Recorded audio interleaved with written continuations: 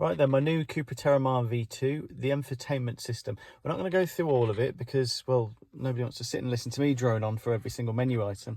But just as a quick overview of how I've found it so far, really, really responsive. Everything you touch, everything you press, it happens straight away. There's no hesitation. There's no like feeling of lag or buffering or anything like that. Now, in my Focus, which is going soon, I always found it to be a little bit stuttery and all kinds of issues with it. But yeah, first thing on here is the menus are really, really smooth, really just how they should be, really how you'd expect them to be. Love it. Secondly, as with anything, when you first get in, well, I found it a little bit, at first I thought, oh, I'll probably find this a bit overwhelming, because that's how my brain works. There's too many things. But actually, you very quickly become comfortable with it. This is like your main screen, but if you're using Apple Play or the Android equivalent, then you'll be more on this screen anyway. Your main menu here is all really, it makes sense. You quickly realize there's a lot of bits you'll probably never need to look at, legal notice and things like that. Other bits, just dig in and have a little look around and see what there is of interest. There's quite a lot of useful bits of information as well. They've got a tips screen as well. I've still to look through a lot of that, figure out how most of this works. But it all feels quite accessible. It doesn't feel like you've got loads of things for the sake of having things.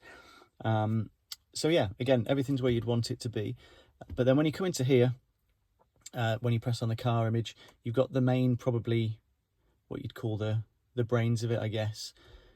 You've got your drive-in data here, you've got your status of your general service status, that kind of thing. And also you can quite nicely scroll around the car to click into the different areas to find different bits. So at first it seemed like there was a lot of stuff, but actually it's quite sensible how it all comes together. So you can just sort of zoom around and press different things. Press different things. You can tell I don't do these generally, can't you? And then you've got your parking assist here, which is good. We'll do another video on that another time. I'm still trying to figure that one out and get used to it. But yeah, overall, I'm really impressed with this so far. The buttons down here are all configurable as well, apparently. You can also add new favourites at the top here if there's different menu items you want to keep in this bar across the top, so you can add more on. I'll probably want sound on there, so I'll just add that now, which I thought was a really nice touch.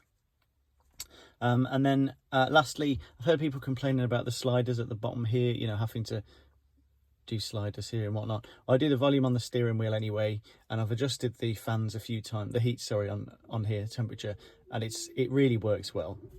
I've got no issues with that whatsoever. So there we go. That's it really. Very quick intro to the infotainment system. It's looking good so far.